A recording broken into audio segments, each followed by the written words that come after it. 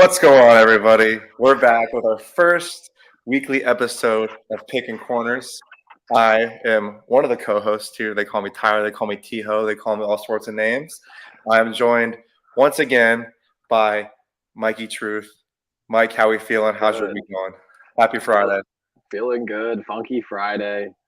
Wrapping up the week. Wrapped up the high school season. So good to be here. Yeah, how Big was week for lacrosse. how was the Trinity game? That one didn't go so hot, but they played tonight for that Mid-Penn championship, so I might pop out. I saw that. We played Cumberland Valley, so Yeah, I don't think I saw that score. yeah, I mean it is what it is. And listen, all I gotta say is the JV boys. We only had 4 losses on the season, 3 of which I'm okay with. So end of the day, It's a good season. Something to hang your hat on. yeah, absolutely. We got better as the season progressed, and I can't ask for much more. Well, all that being said, let's hop right into it. This past week, we saw Mikey and I crying about the selection show, but then a couple of days after that, we had the PLL college draft. And yeah, I thought it was pretty good. What are your initial reactions? How are you feeling? Like I said to you, it's a good year to be a short stick D midi. I mean, what, like five in the first 2-3 rounds. Something like that. Like close to like 10 overall, which is crazy. Yeah.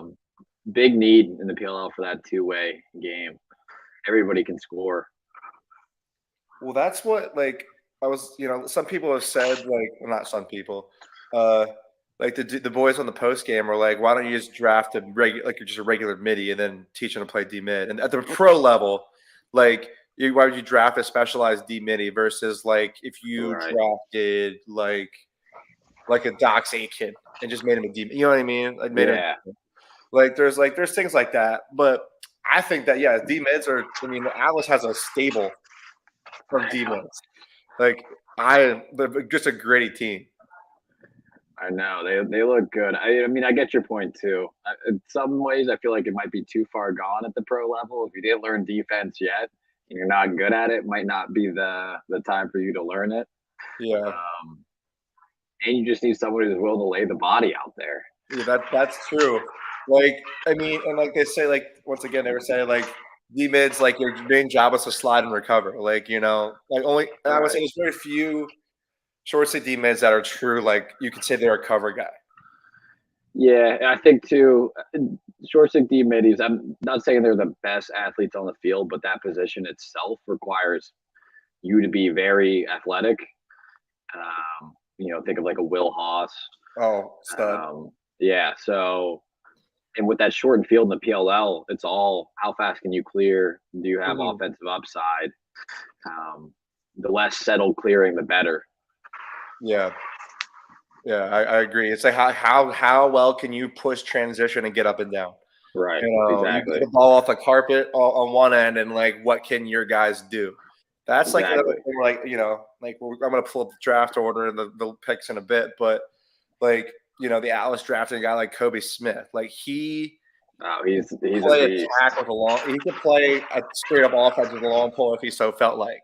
You know what I mean? He has the ability. He's going to take the ball from you at one end and then hit the corner on the other. Yeah, he's coast to coast player. I was not surprised at that pick. I think that that's your Michael Earhart type kind of guy, where he's going to be able to lock up the best mid on the other team and then push transition. Right, exactly. Well, and a lot of those O mids, I think, can flip to attack in the PLL. Yeah, it's such a midi heavy league. Yeah, midi heavy game at that level. Well, that's what I'm saying. I'm gonna pull up the we're going here. I'm gonna pull up the draft list here. But I just thought it was a little crazy. What was I saying? Because of the only so many guys can be on the field at once. Right. And as it's a young league, so there's only 8 teams. So like it's not like the NFL where like the talent can be very spread out and like because of there's 32 rosters with 32 teams with 50 guys on it, like there's gonna be talent will find a way. Right. You know, if you're talented enough, you can find your way. With this, like only 10 guys will play. So think about it. That's what 80 guys. Yeah, you get, and then 72 Division I college men's lacrosse teams, and then even from that, as we've seen, there's a couple hundred Division III, a couple D2. You know what I mean? So right. talent pool, like they said, like it's like forcing got teams to pick more blue chip. Just take the blue chips right off the board versus, I shouldn't say all the time, but you know what I mean? Right. Like it's like I forget who had mentioned it. There was like guy like there's more like in the MLL. One of the things they did, they would have like a 10-round supplemental draft, and they would have like training, like open tryouts and like things like that of that nature, and like guys would get their shot. Like, Yeah, you don't get that. You don't really get that now. Hopefully, in years to come. But I mean, it's what 35 for training camp. No, it's 30. 30 for training camp, 21 for game day, and two of those are reserved. 5 for the rosters are 25 apiece, so you get 30. So like, I know like they extend training camp invites after the draft, but like you still got to cut to 25 or 26. Yeah, and then it's game day. You can only have 21. Yeah, so like that, you're not gonna you could be on a team and not even make a check because you get their game checks, right? Yeah. Yeah. I think you get some sort of guaranteed money, but I think it's very low. Yeah, I've seen people pass around like should they have a like a G League type scenario or should they expand practice rosters, or should they I think that can eventually I think like expanding practice rosters and like adding spots is more a matter of just making sure there's money in the league. Like I feel like they did a lot of money. That's all money related. Yeah. Instead of doing a lot with their original investment, like like Joe Tsai, money guy. Is he the prime owner of the Nets? Of the Nets? Joe Tsai. I think so, and he now owns that Vegas team. I know he owns the Seals. Doesn't he own that Desert Dogs team now too? I think he's like a prime. Yeah, he's just and then he built that brand new facility for Yale Lax. Yeah. I thought it was very very intriguing. Well, let's run through these. Yeah, dude. So what a lot of people, well, I think like I said, Twitter's a wonderful thing. Like a lot of people say, like Tim Sudan doesn't really give a shit about like the order of things or like how people think things are gonna go. The head coach of the Chrome, right?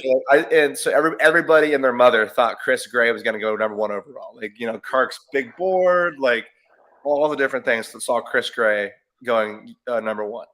But I mean, Logan Wisnauskas is like I would say like a really good first overall pick. Yeah, I don't think it's a bad one. I mean, my thoughts initially were too.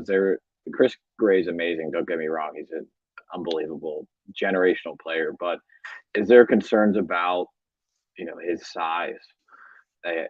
In lacrosse, it's not like football necessarily, but Wisnauskas is a big dude. He's a big attackman. He's like what 6'4"? Yeah. So if you need to beef up your size at the attack line, which is even though they do have Malloy, they have Heacock. They got a beefy attack. They got Colin Heacock and Dylan Malloy. Yeah, so and Randy Stotts. I could see that being considered, or is it are you taking one of those attackmen and flexing them at midfield as well? So I can see Heacock running out of the midfield. Exactly. So I don't think it was a bad pick. And then I do like Brendan Nichtern from Army. I mean, I think he's a freak. And he's just like a bruiser. So taking him a little bit later, that kind of gives you your quarterback. But Chris Gray going to the Atlas was a steal. I mean, him and Jeff Teat is going to be the 2-man game of the century. Dude, but like I was talking about this with somebody today. Like the Atlas attack is that the available attack they have is Jeff Teat, Eric Law, Jake Caraway, Mark Cockerton, and Chris Gray. Yeah. So our thought of how they could work it is like obviously Eric Law is like he's a self-proclaimed 5-and-in shooter. Like he's like the ultimate crease finisher. So right. you would probably have Chris Gray be like your ex attackman, and You then could like have Law through the middle, have T be your lefty, and then run Caraway and Bukhara out of the midfield because Caraway's a stretch shooter. You could also run Chris Gray out of the midfield because he does dodge top down a good He bit. is very, very good one-on-one dodging. Yeah. So he can invert. He can invert if need be. Yeah, I think that's also a good idea because Caraway is such a good stretch shooter. You need him on the righty wing.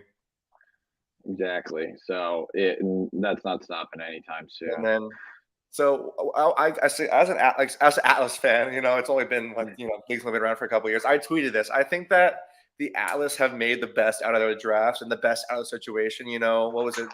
John Paul Jones, who was the Paul Jones. He was the Michigan club coach, became the varsity coach, and then he was a coach of the Atlas. It was Paul Jones, right? I think John Paul, Coach John Paul. He was like the original coach, but like the Atlas was like Hopkins. It was pretty much like it was pretty much Paul Rabel's friends. Right. Yeah, that's what it was. It was a collection, and then Rabel kind of like finessed his way to the cannon. And any of Paul Rabel's friends. Exactly. Yeah. And then Coach Rubior comes in, a young guy. He played in the pros. Him and Paul Rabel are the same graduating high school class. So like they're the exact same age. Right. Like he understands. He coached a lot of these guys. Like he coached Caraway at St. Mary's. He coached Kobe Smith at Blakefield. I think that like the Atlas identity has changed the most. Yeah, like from the start of the league to now, the Atlas Scotty Rogers era, huh? From the Scotty Rogers era, yeah, from like I wouldn't say the old guys, but like too many egos. Like I would say, like you heard things out of the bubble. It's like the Atlas are ready to kill each other. Yeah, old and slow. I wouldn't say even slow, just like old and like they want they feel like they've put so much time in prior that they deserve everything, which I get. Right. Like they've put all the time and effort, like they've been with the pro game, they elevated the pro game, so I get where they're coming from.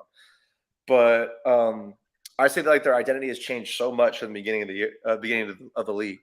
Where it's like this young gun, style where it's like you give the new guys the chance to bring in, fresh talent to have them make create chemistry. I feel like they definitely have. Like start of last season, it was rough, but then they only got better as the season went on. Right.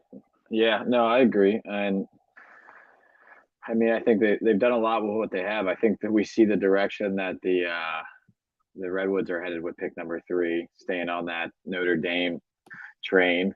Dude, I think it's so funny. Like they just like their whole defense is Notre Dame. Yeah, it's a good group. I mean, you got Epple, Glazner, and Kyle Thornton, all Notre Dame already. Yeah, Arden Cohen. Yeah. So yeah, they're freaks. Matt Moore, Archer's offense just continues to get better. I think he's going to be a midfielder because he was in high school. Yeah, which I didn't think was possible for the Archers offense to get any better. But it looks like they figured it out. That was a great snag. They have even a bigger case of too many attackmen. Will Manning, Marcus Holman, Connor Fields, Matt Moore, Trey LeClaire. Yeah. Grand Amen. Duh. The easy one. Yeah. Brett Kennedy, a good pick for the chaos. Roman Pugliese, D mid. They went back to back D mids going into the second round. Brendan McTurn, dog. This is the one that gets interesting. I like the military. There's rumors that Matt Landis may be coming back for the Redwoods. That'd be crazy. I hope so. Do you know his thing where he like quit Lax to join the Navy SEALs? Yeah. And I'm pretty sure he got through. Like I think he made it, right? I think so. Yeah, like the word is like he made it. Like I don't know. I mean, he's a freak, so I mean, I get it. Yeah, but I mean, Asher Nolting also like interesting. They also have a lot of attackmen on the cannons. But Asher Nolting, great pick. Bubba Fairman, The Twitter blow up about Bubba Fairman was hilarious. Like I Oh get my God, I yeah. got what Arestia was saying. Like yes, like he was touted to be like the potentially next Matt Rambo. Right. And Like, he was to an extent, but I mean, he it had a just great scoring year his freshman year. yeah. But I think that's what's a product of those around him, getting things open for him. I still think he's an amazing player, and to agree to switch to D mid, which I don't know if there's much better people to run D mid than Bubba Fairman. True. You know, I think Brendan Curry, another great pick for the Atlas. Jack Hanna for the Water Dogs. Wheaton Jackaboys to the Whips. You're a Whip Snakes guy, apparently. I know the drip Snakes. I like Wheaton Jackaboys too. He's a good player. Notre Dame should have been in the tournament, but Yeah, I do like that Brett Dobson pick, St. Bonaventure. It makes me Goalie. wonder if Well, like I think you kind of have to take him because, like, yeah, like he was like the first person. Like, no, he didn't like. It's not like, and I mean, it's the difference. He didn't like leave college early. He's just forgoing that extra year of eligibility that he had in his back pocket to join the pros, which is a big deal in the terms of lacrosse. Still, like most guys would take that fifth year anytime. You know, transfer to a different college, that sort of thing. You know, so it's a different step, and I like it. Donville, another Canadian to the chaos. What a surprise! I know. Ryan McNulty, Ignacio, Nakai, dude, Miles Jones and Nakai Montgomery. What that means, like in a historical context, like you know, for many different, there's layers to that. You know what I mean? Oh yeah, there's some deep ones. No, I think that was a good. I mean, I think he's probably one of, if not the best athletes in the draft. 100%. And he's a great lacrosse player, but I think he's going to be a guy you'll see a lot of two-way mid. He's going to run two-way mid endlessly. Yeah, which is, I think, a good way to use him. He's one of probably few that can do that. 100%. And here's my favorite pick in the entire draft. The Atlas go and get a D3 guy. They go and get Max Wayne, close defender from Christopher Newport University, one of the top 5 Division III programs in the country right now. Oh, that's the grittiest pick I've ever seen in my life, bro. That's amazing. I love it. I'm a huge fan. I mean, supposedly he's a freak. Dude, he is a freak. He has like in this season alone, he has 45 cross turnovers. Yeah, and they play a good conference too. They play just a good. They play all the top 20 teams. Like in their he's 6'4", so yeah, he's a freak. And he's good for him. I think also this Colin Kurse pick is a stinky good pick. Great goalie out of Rutgers.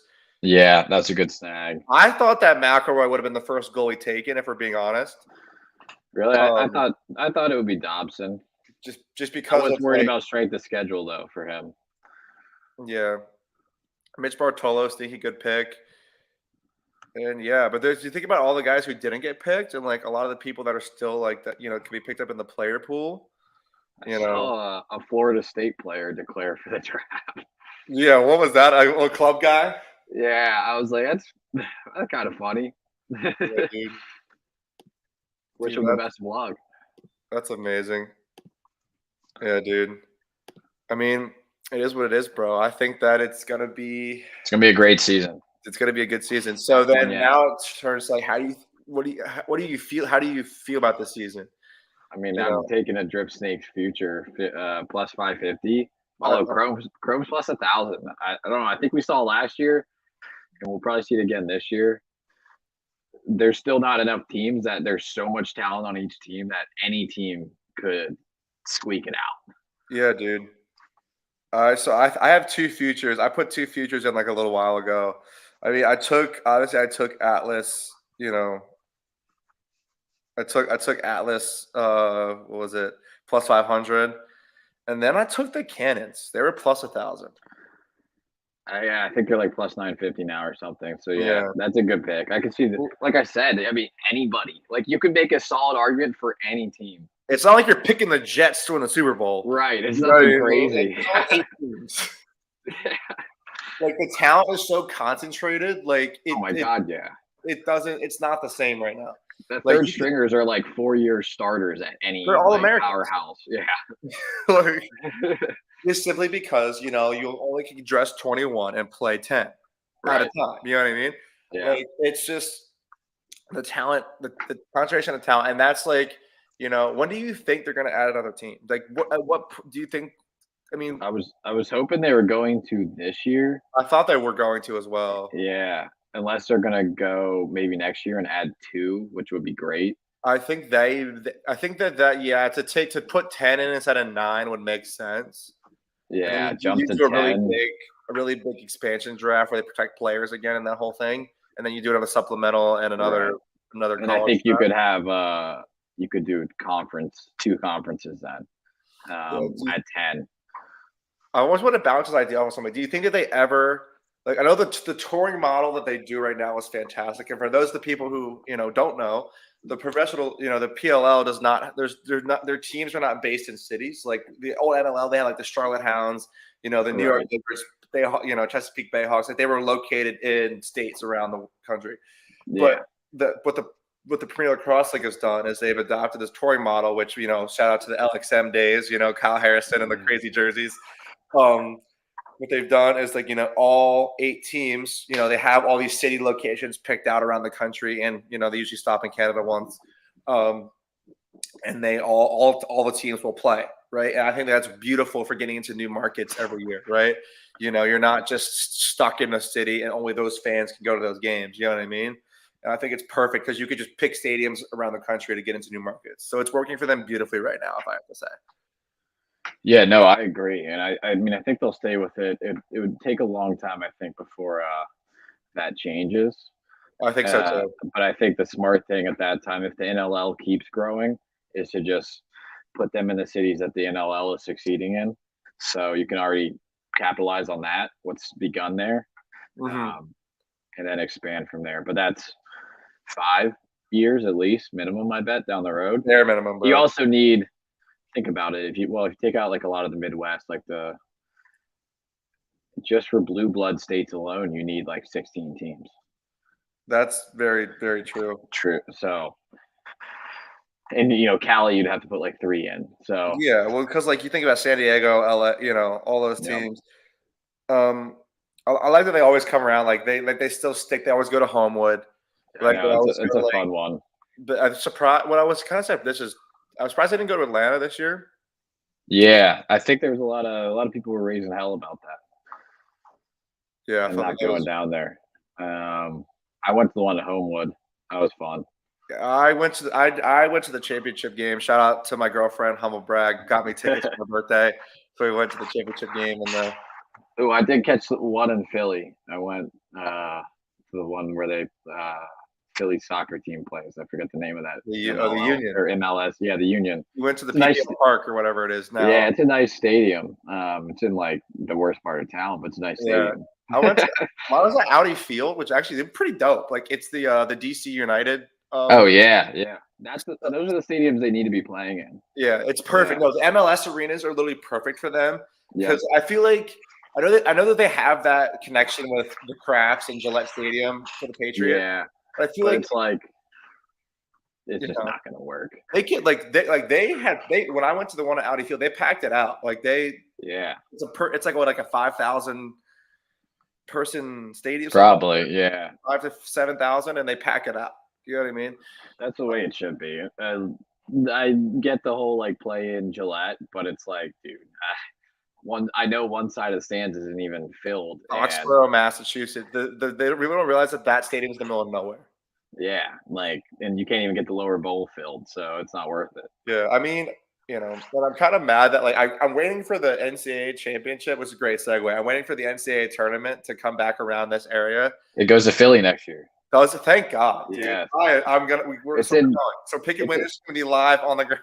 Yeah, we'll get media passes. Yeah, well, yeah, but hopefully there's a great goal. Well, this time next year we'll have media passes to be on the field for the NCAA Division I championship. We could get PLL media passes too this year. Yeah, we'll do it. Let's do it. But, I mean, with the NCAA, we got our first slate coming up here for playoffs. So let's dive right into that. Get So what D3 on DraftKings, so I need that. Huh? I need the D3 lines on DraftKings. Dude, tell me about it. Like, injected into my veins. I need that. Dude, the D3 tournament high key is looking ridiculous. Like, because Tufts dropped like 2 games, and so like if they play Salisbury, it's gonna be in the quarters. Yeah. Like, there's a lot of like where they grouped the D3 tournament is gonna be very, very interesting. I'm pumped. Me too. I'll be But watching all of that too. yeah, let's talk D1 here. So I told you, I was like, give me your best bets, but you decided that you're gonna give a bet for every single game.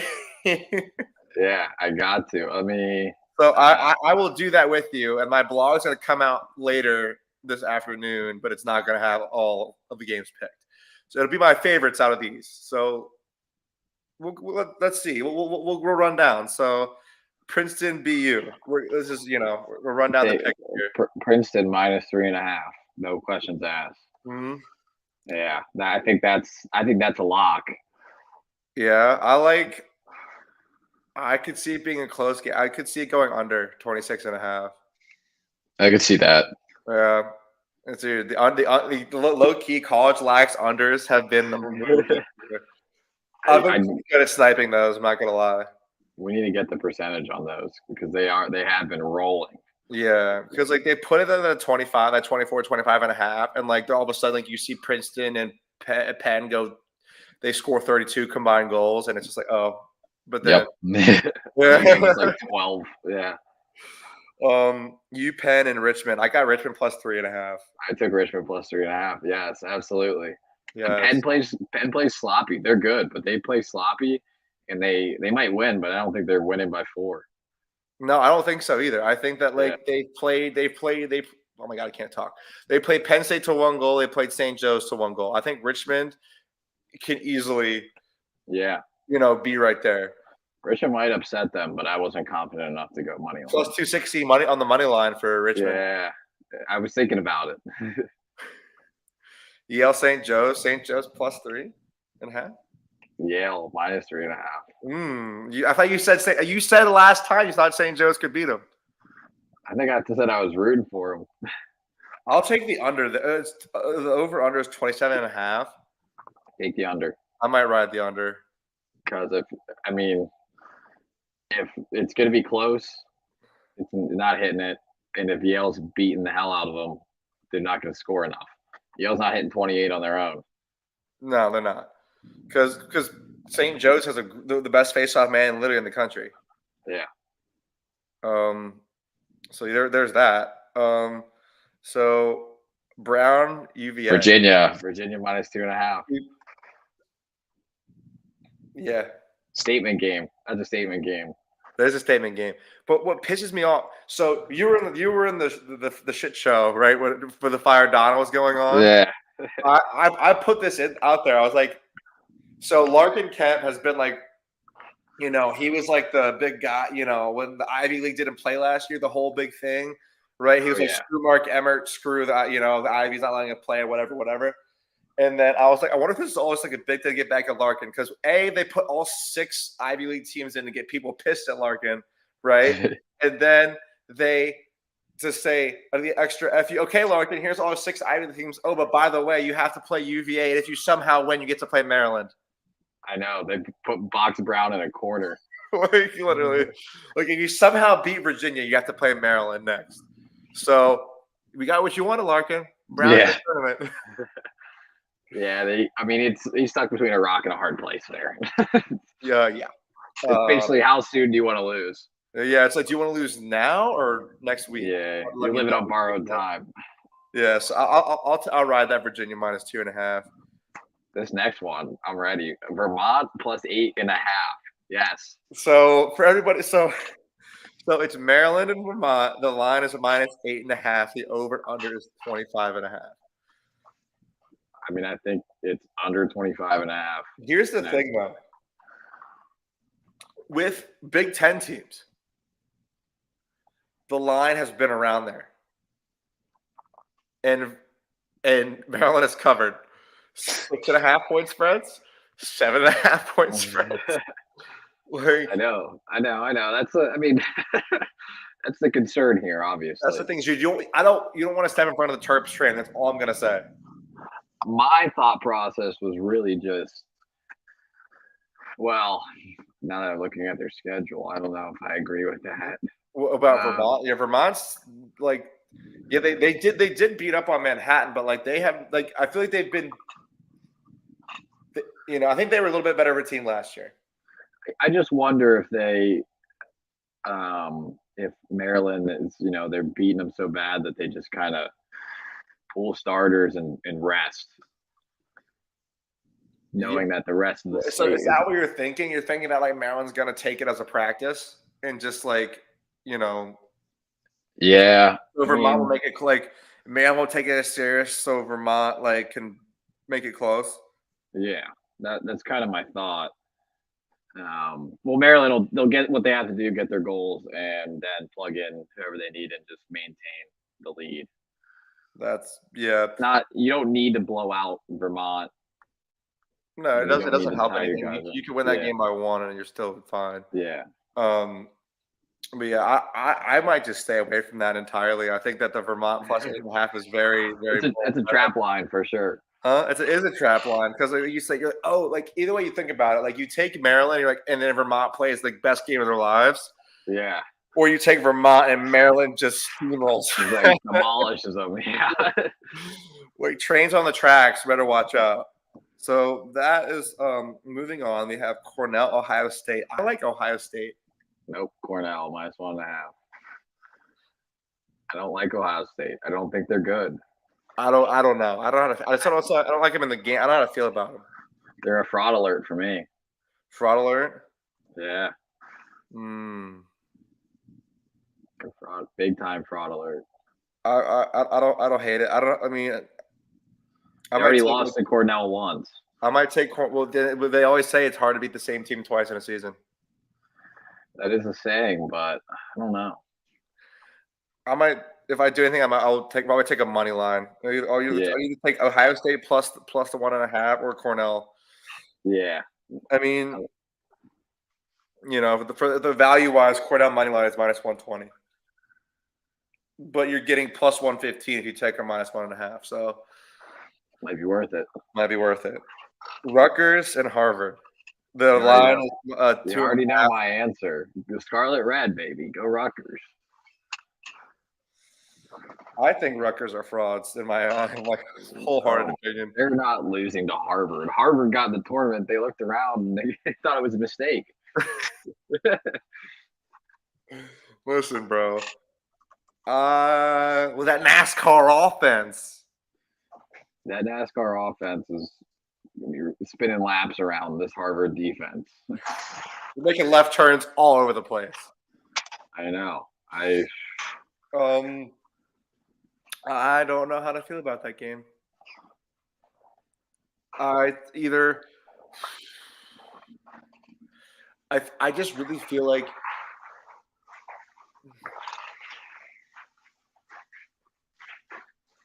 if Rutgers wins, it's going to be by a lot. But if Harvard wins, it's going to be by a goal.